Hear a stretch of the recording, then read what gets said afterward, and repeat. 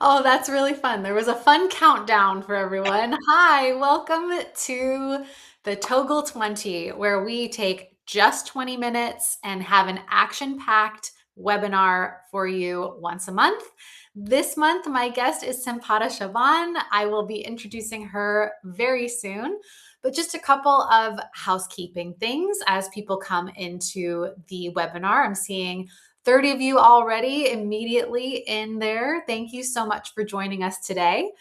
I am Kelsey Formost. I am the head of marketing for Togal.AI. We are an AI assisted takeoff software, but we do these webinars not as a sales pitch, not as a demo of our product, but rather to provide you all with expert insights and actionable things to take away and apply to your business so that you can win more bids, have better profit margins. We really want these Togal 20 webinars to be quick and dirty takeaways where you actually get tips for your construction business.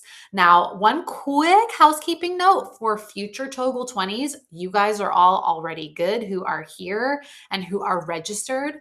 But for any Togal 20, if you want the takeaway materials, we always create like a really nice PDF or an ebook or a clips, what have you, of the tips from our expert guests. If you ever want to be sure to get those, you have to be registered. That's just so we have your email to send it to. But if you're watching this replay later, make sure you're registered for the next Togal 20. All right. Now, since we only have 20 minutes and it's already 11:02, we're going to get right into it. So, as I said, I'm Kelsey Formost, head of marketing for Togal.AI. I'm going to kick it over to my awesome guest, Sampada. Thank you, Kelsey. This is Sampada Chavan. I am a VDC pre-construction engineer with Planting Days. I'm also the host of the Future Builds podcast, which you'll hear more about. But today I'm here to actually present about construction estimating and why pattern recognition is such an important part of it. So let me get started sharing my slides here. Yeah, and while Sampada's doing that, I'll say that what we really want for you all is to walk away with practical ways to validate your estimates and of course reduce those costly scope omissions. So if you ever wanted like a gut check for your takeoffs, this webinar is going to show you how to build one. Sampada is a pre-construction expert and she's got some awesome slides to present with us. And there we go. All right. Go ahead, Sampada. Awesome.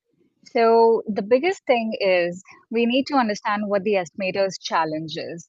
I think that we are dealing with too many documents. We have hundreds, sometimes thousands of pages to deal with. So there is a lot of RFIs, addendums, and that volume can actually be overwhelming.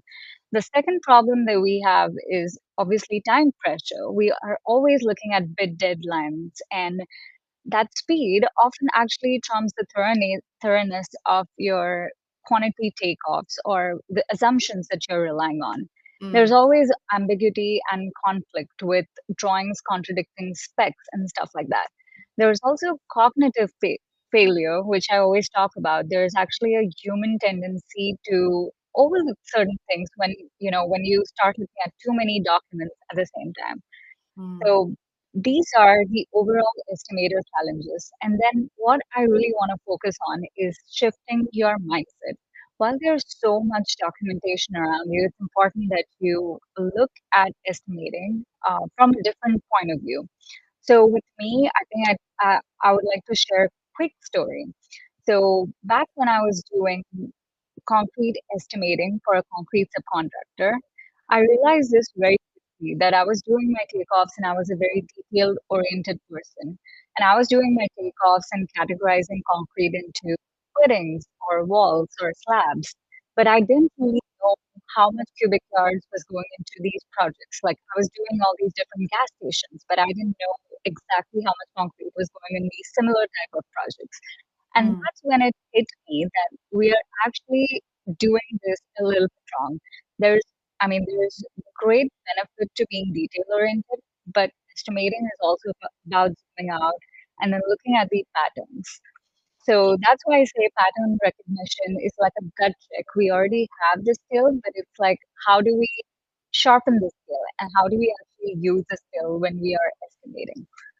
Yeah, So and, like, incorporating those details, as you said, the estimators are very detail oriented, but it's the art of estimating where you incorporate all of those details and all of that information into those wider pattern recognitions. And yes, Patricia, we see, your note.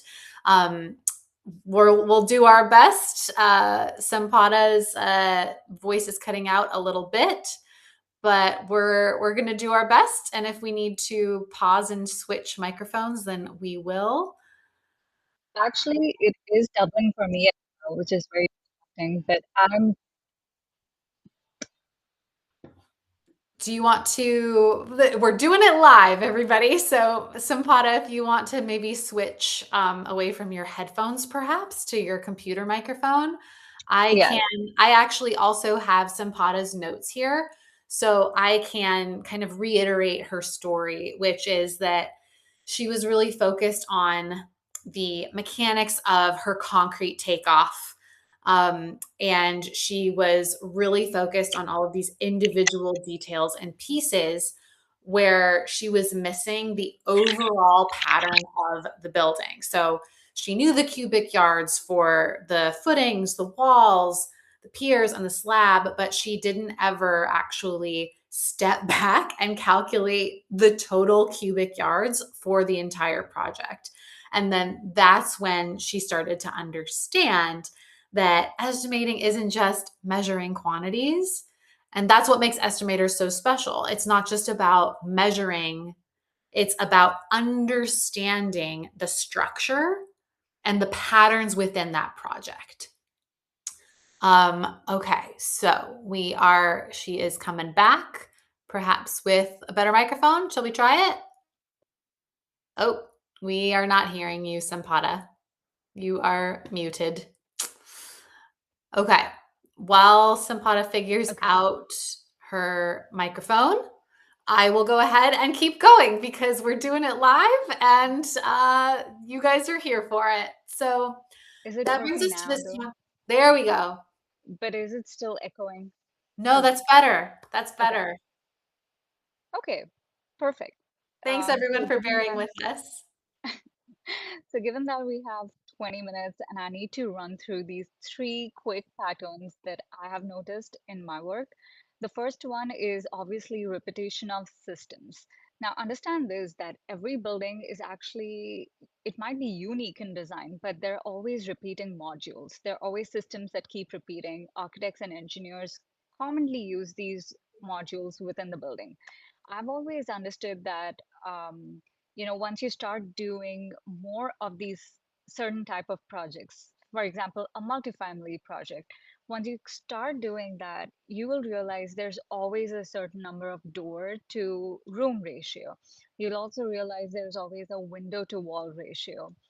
And there are so many other standards that you can come up with. These are actually called rules of thumb, or you can call them ratios.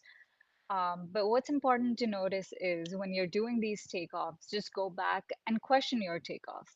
So I always like to give this example of like if you know this multifamily project has 120 units and every typical unit has probably 7 to 8 interior doors. You already know from the get-go that it has to have more than 900 doors just from the get-go. So if you do your takeoffs and you come back with like a very odd number, like 620, you know that that is a wrong takeoff. So that actually pushes you to go back and review your takeoffs. And I think I'll do a shameless plug here. This is where software like Togal.AI actually come into picture. They eliminate the I would say, just having a faster, quicker takeoff, it eliminates the process of manually clicking and actually using this gut check or the pattern recognition. You actually sharpen those skills. So yeah, that is recognizing repetitions in patterns. You can You can also do this for facade areas, like I said, and this is also useful for structural systems. Like there are formulas for how much tonnages goes into how many cubic yards of steel, and it's always good to have that measure. Um, the next one, which I'd like to move on to, is actually scope isolation. And I would like to reiterate this. This is actually a scope isolation trap. So when we do our takeoffs, if you are situated in architectural drawings, not knowing what MEP systems are going on there, that's a trap. Architectural drawings don't always take responsibility for all the scope that goes in because of the MEP work. So, I also, That's sneaky. it is. That's helpful. That's helpful to know ahead of time, right? That you can plan ahead for that not being included. Exactly. So this is something I called a scope isolation trap. It's like what keeps repeating in our day-to-day conversations is the architectural drawings missed something, but Mm, really it's not that the architectural drawings missed something. It's a recurring signal to go back and always check what other systems are in that room.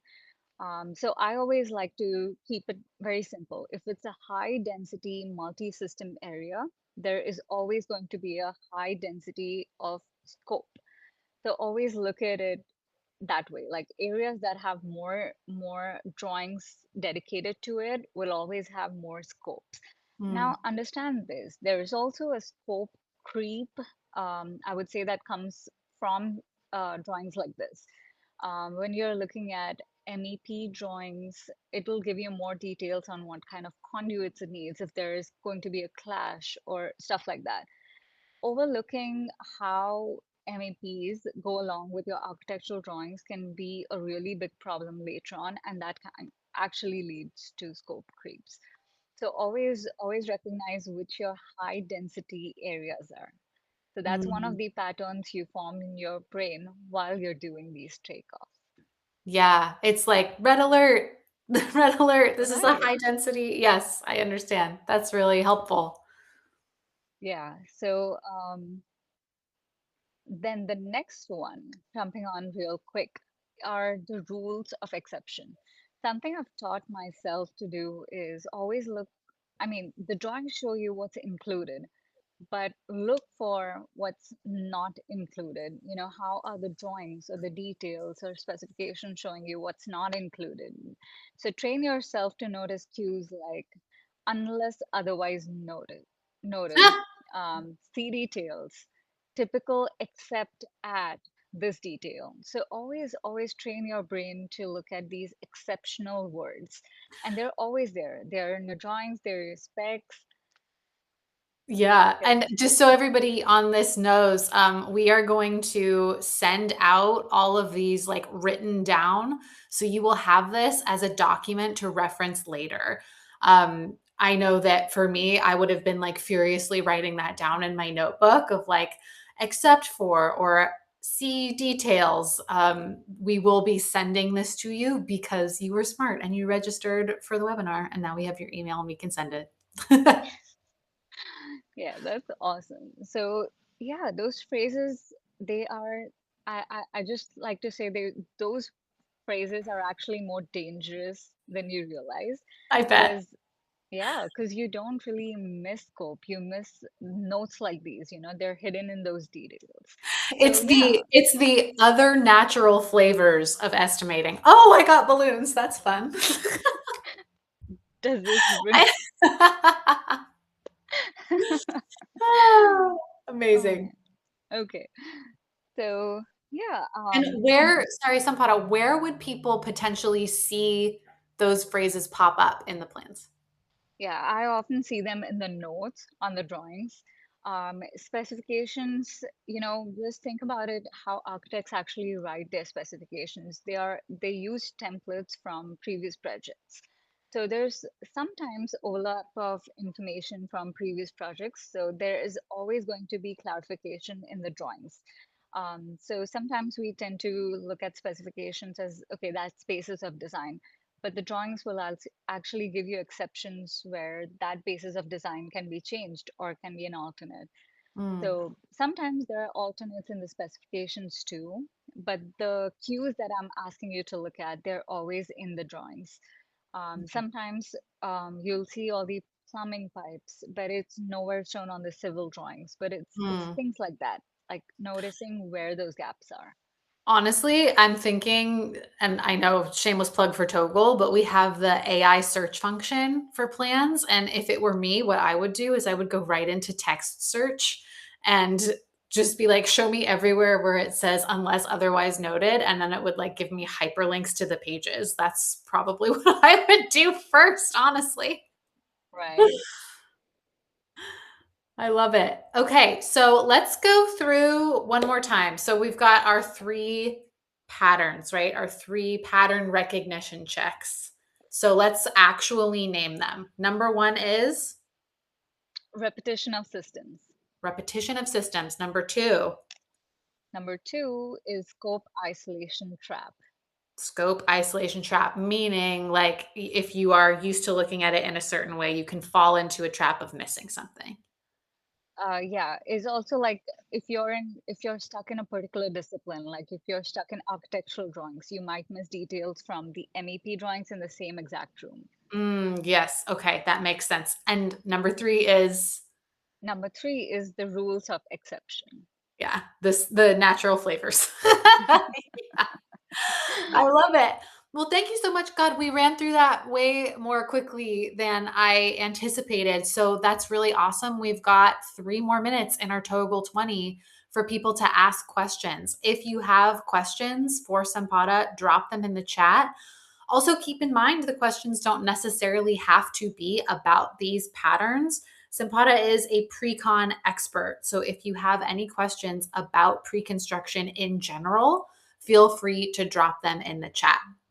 And while y'all are doing that, Sampada, I would love for you to tell people about your podcast because I am sure that there will be people wanting more information about all of your expertise. Where can people listen and find you? Okay, so the easiest way to find me is on LinkedIn. I'm always active on LinkedIn if you want to get in touch. My website is called thefuturebuilds.com, and my podcast is also called The Future Builds. The name The Future Builds is suggests that we are constantly building ourselves. So the future builds when we build ourselves. So, yeah, I do a lot of industry talks. I talk about what's relevant in the industry, any tech trends, stuff like that. Mm, beautiful. Thank you. And Isaiah put that in the chat for everybody, the link to that. And here we go. We've got our first question from Crystal. I'm new to drawings. What is the best advice to learn that quickly? Okay, so new to drawings, and if you want to learn how to actually read drawings, I would like you to start with, just the basics, like just do a page turnover. And I mean, I kind of taught this to myself, like try imagining what the building looks like when you're looking at these drawings, and then see what kind of systems go in there. So, what kind of flooring is in it? What interiors? What's the exterior look like? And I always try to go, like, I come from a civil engineering background. I always try to go from ground up. So, I always look at the foundation plans. I actually start with the civil plans, the foundation plans, and then I go into the architectural drawings. The structural will actually show you, exactly what the framework of the building is, and then it becomes easier to kind of like overlay the interiors on top of that. So yeah. I also, Crystal, I'm going to share something in the chat. I am opening it right now. This is brand spanking new. We actually haven't even publicized that we have this. This literally got published last week. But we at Togal actually created a free blueprint reading course. If you are interested in it, I'm just going to drop that link in the chat right now. So if that's something that you're interested in, it's self-paced. For all of our Togal users, we created something called Togal Academy because we know that everybody learns differently. And so our amazing CS team was like, there are people who actually don't have a lot of experience reading blueprints, and why don't we offer this as a resource? So I'll drop that in the chat as well. And then while I'm doing that, if there are any other questions, please let us know. Let's see.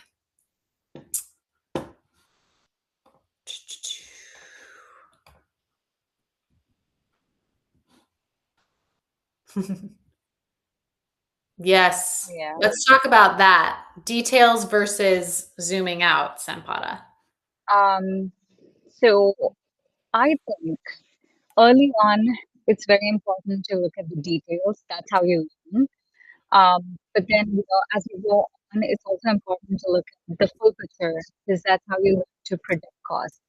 In estimators, we have the duality in our roles. We also need to know the details, but at the same time, we need to be prepared to be able to predict costs or predict um, things that are not on those drawings. So, yeah. Great. All right. Well, I dropped the link in there. If anybody is interested in that free blueprint reading course, just go ahead and click that, save that, open that in another window. And then, as I mentioned at the beginning, we do send out an email to everybody who registered with these resources. So if you're watching this replay on YouTube and you're like, how do I get in on it next time? Definitely subscribe to our mailing list, follow Togal on LinkedIn, make sure you're registered for the next one. And we always do it, Isaiah, correct me if I'm wrong, the third Thursday of the month, every month. Yes, great. You are welcome, Jerry. Well, unless there are any other questions, then I think we did it. It's 11:22, Togal 20. We questions, when can we name our markup? Questions, when can we name our markup? I'm not quite Yeah. interpreting that question. Brian, can you say more what you mean? Can you type? Yes. Okay, great. I'm gonna let Brian cook. I'm gonna let him go ahead and write his question because we got the beat of our presentation done in 20 minutes, which is always my goal. And yes, thank you, Tracy. The Togal 20 webinar is always the third Thursday of every month. And it will usually be me as your host, but we are going to have an amazing series of guests, lots of different experts on different topics. Still want to let Brian get his question in if at all possible. Here we go. Brian, are these webinars always more estimating and pre-con / theory versus anything Togal specific? It varies. It varies, Brian. So last time we had our Togal 20 theme was AI or BS.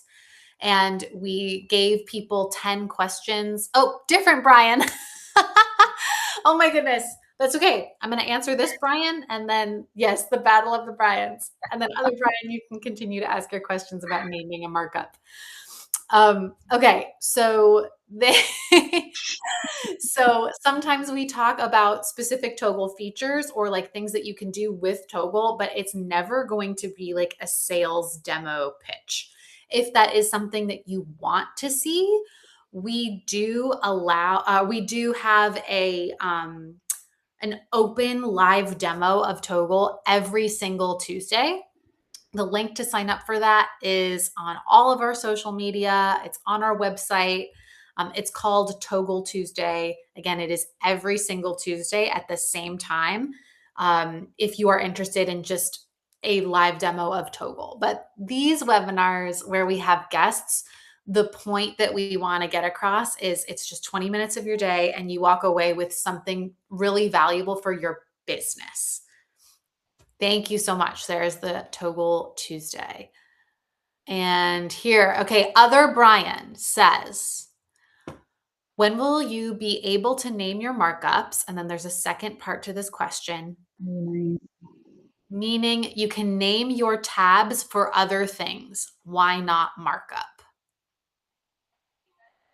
I'm still not computing the question. I'm so sorry. Is it making sense to the pre-con expert? Um, I'm trying to interpret this question. Maybe it is about you can name. Yes. Is it spreadsheet or is it toggle? I speak Brian. Oh my gosh, this chat is absolutely killing me. I'm loving this. I'm absolutely loving this. Oh, this is a Togal specific question, it sounds like. Yeah. Great. So, Brian Barnard, what I'm going to do is I'm going to make a note for our team to actually like reach out to you and have a like little mini one-on-one session with you to answer your question in depth and very specifically for Togal. Um, I don't have the answer off the top of my head. Otherwise, I would just tell you, but we'll make sure that you get that answer right away.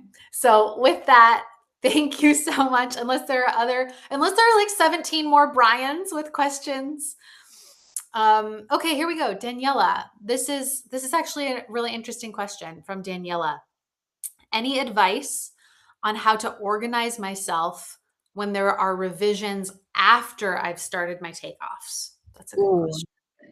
I mean, if you have a software that does these revisions, does the automatic revisions, that's the best way. But if you don't have that, what I practice doing is even when you've already started doing stuff, you can create folders within your GitHub and kind of Folder, upload sorry, revisions into your it. sound is cutting out a little bit again, Sampada. I'm hearing if you don't have software that does automatic updates, what you can do is create folders within your takeoff. Is that what I'm hearing? Right, right. Okay. Um, yeah, I always put my takeoff in the folders that in my takeoff software that are the right folder. So if this is from version 1, version 2, and I kind of track it like that.